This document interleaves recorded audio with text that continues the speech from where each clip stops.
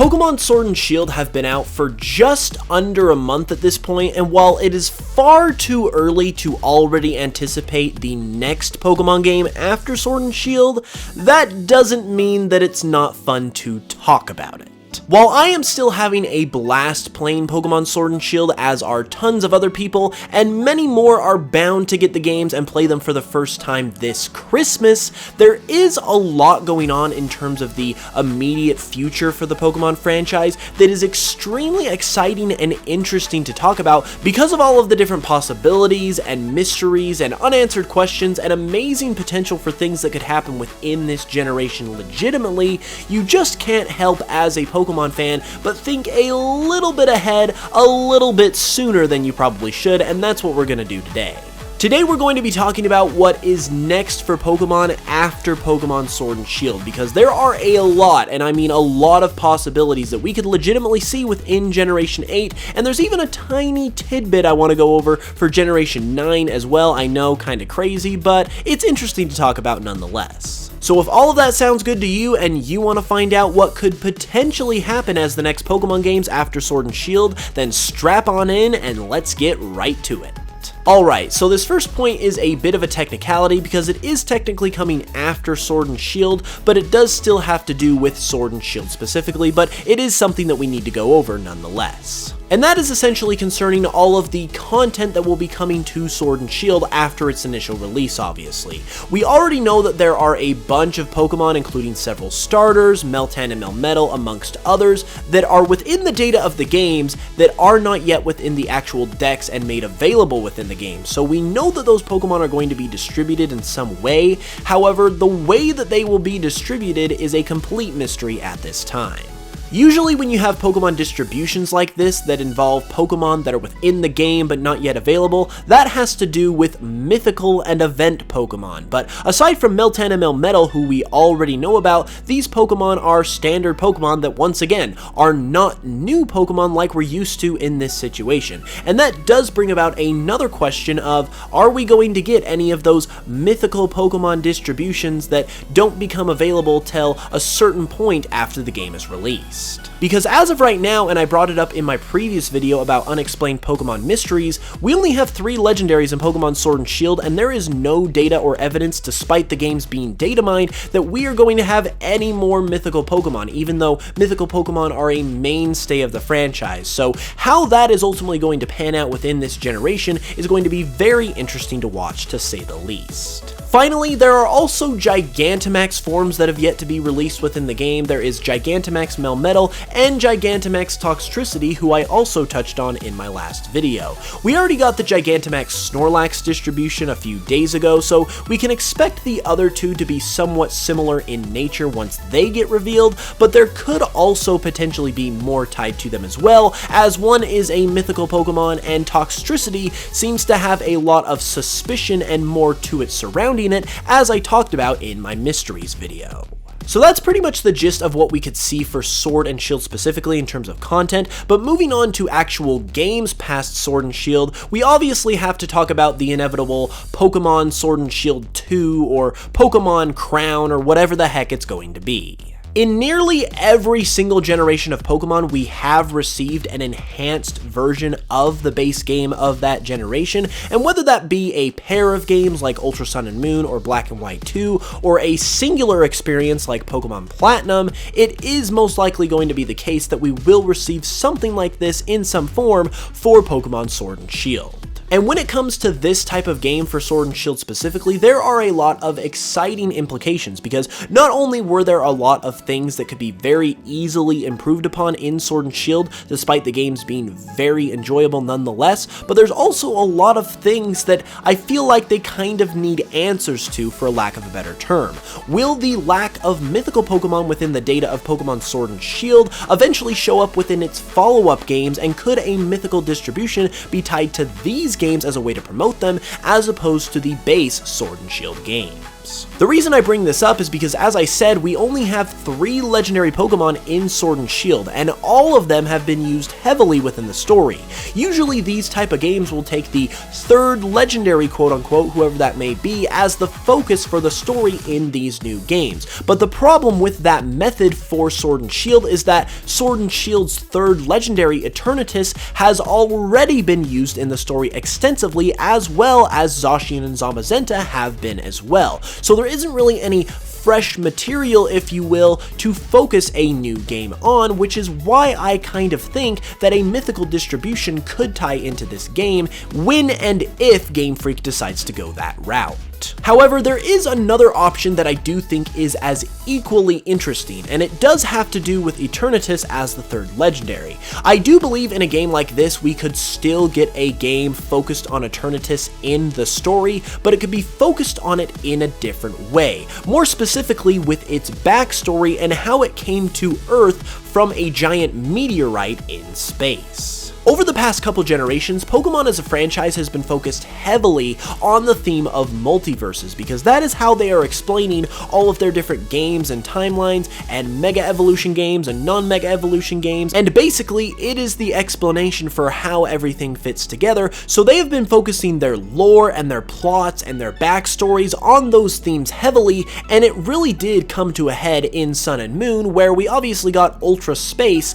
and the Ultra Beasts. However, despite that being a major focus for the past couple generations, it was nowhere to be seen in Pokemon Sword and Shield. One might think that because it kind of came to a head in Sun and Moon, that was the climax to that sort of storyline, and now we're on to something new. However, that doesn't really make any sense for one specific reason: the Pokemon Diamond and Pearl remakes. Even though we don't have any confirmation whatsoever that Diamond and Pearl remakes are happening, they are happening, and they're most likely getting pretty close to an announcement and or release, and are probably going to be released within the next year or two. And the reason why Pokemon Diamond and Pearl remakes most likely being on the horizon kind of complicates things as far as Sword and Shield's lack of any kind of space exploration or multiverse exploration with its plot has to do with the fact that Diamond and Pearl as games heavily focus on that type of stuff as well. It seems only fitting that the Diamond and Pearl remakes would kind of bring this multiverse storyline to a head and cap it off with some big climax in those games, because the theme of space and just all of that type of stuff really did start in Pokemon Diamond and Pearl with their themes of time and space,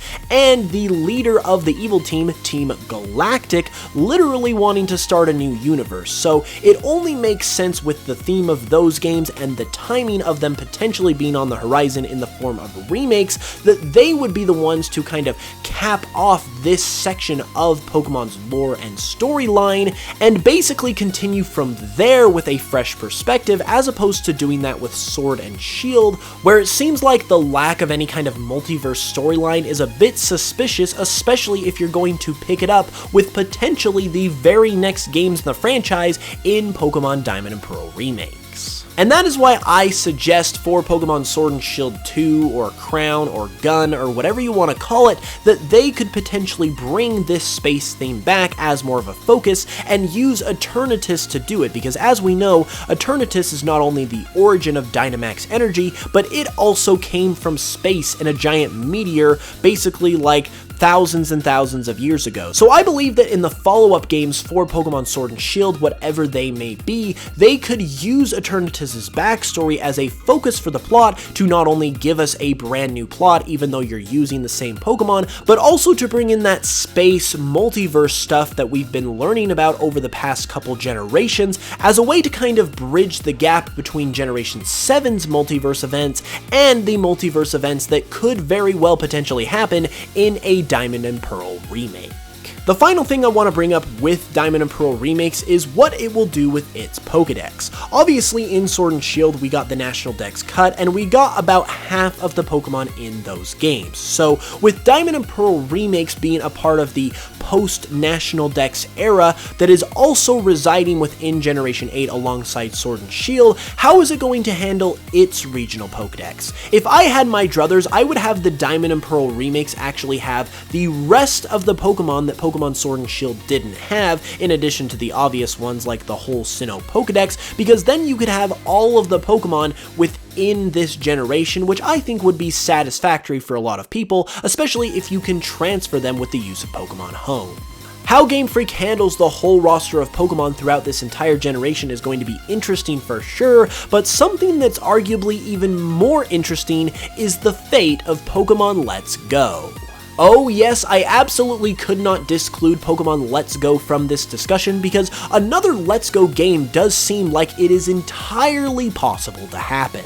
The reason why I bring this up is simple. Back during Pokemon Let's Go's promotional phase, Junichi Masuda, the game's director, said that if the game sold well, it could possibly mean that they would make more Let's Go games in the future. And obviously the Let's Go game sold well because they have currently sold over 10 million copies.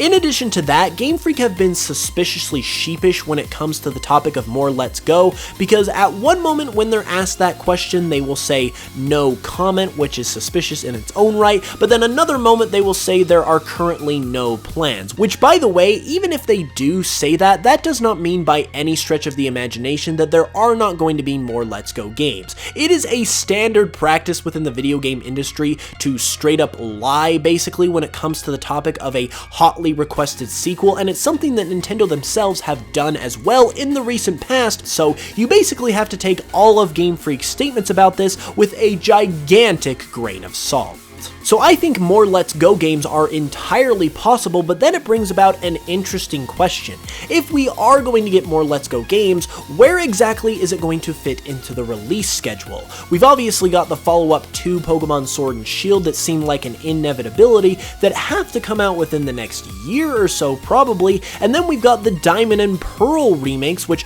not only are another remake just like Let's Go, but those also seem like they are inevitable as well. So how is Let's Go going to fit itself into a calendar release within the next 3 years for Generation 8's lifespan when you've got all of these other major titles that are probably coming out as well? I personally do not have an answer for that, and the only thing that I could think of that reasonably allows all of this to happen is to have the Diamond and Pearl remakes in the style of the Let's Go games, but I don't think Game Freak and Nintendo are going to want to do that if they don't want their headquarters absolutely burned to the ground. I mean, I absolutely love the Let's Go games, but if you want a controversy that would be bigger than the National Dex being cut from Pokemon Sword and Shield, it would be to make the Diamond and Pearl remakes in the style of the Let's Go games, so that is something you probably want to avoid. In all seriousness though, this logjam of amazing titles that all seem to be coming within the next couple of years is the reason why I wanted to do this video in the first place, because Pokemon Sword and Shield's follow-up, Let's Go Johto or whatever it may be as a follow-up to Let's Go Pikachu and Eevee,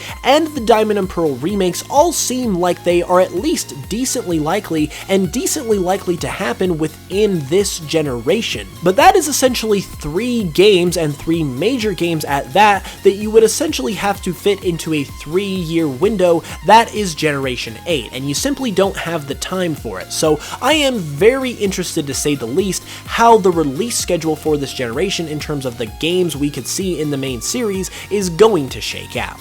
And finally, to round things off, I wanted to leave you guys with a tiny little tidbit about a potential Generation 9 hint. I know it is entirely too early to be talking about this stuff, but since we're talking about the future of Pokemon, and there is somewhat of a suspected hint for Generation 9 within Sword and Shield, I thought I would go ahead and bring it up here and allow you guys to make of it what you will. In the Pokedex entries for the new Galar Pokemon Copperajah, it actually talks about how Copperajah is from a completely different region that was brought over to Galar long ago. Now, these kinds of Pokemon that debut in a non-native region to them aren't anything new, but the reason why Copperajah seems a little bit more suspect, at least to me, is the fact that he is the signature Pokemon of Chairman Rose.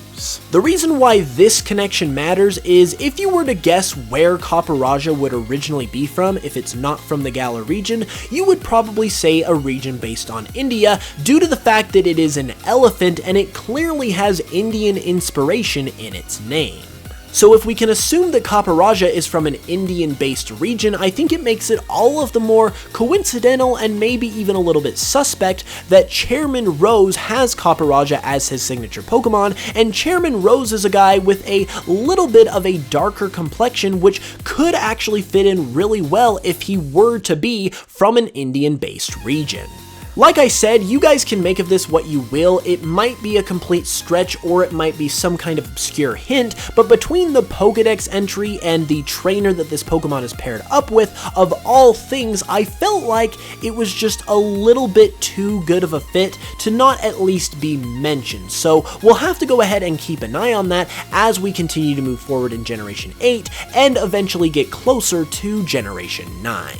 In a nutshell though, that is basically what we could potentially look forward to for the future of Pokemon after Sword and Shield. I really hope you guys enjoyed this video, and if you did, be sure to give it a like and let me know your thoughts on all of these possibilities in the comments below. Which of these possibilities do you personally most want to see happen, and do you have some other ideas about what could happen within the next couple of years as well? Let me know all of that in the comments below, and if you're new to the channel, be sure to subscribe for more Pokemon content all the time. If you'd like to support the channel further, you could also do so by checking me out on Spotify, and I have an exciting announcement because if you haven't heard already, we are going to have a Pokemon Cardinal Direct this Saturday the 14th at 9 AM Pacific time here on the channel to give you guys more information about my Pokemon Cardinal project. So if you have not seen that yet, go watch the first trailer and get hyped for the second one because I cannot wait to show you guys more come this Saturday.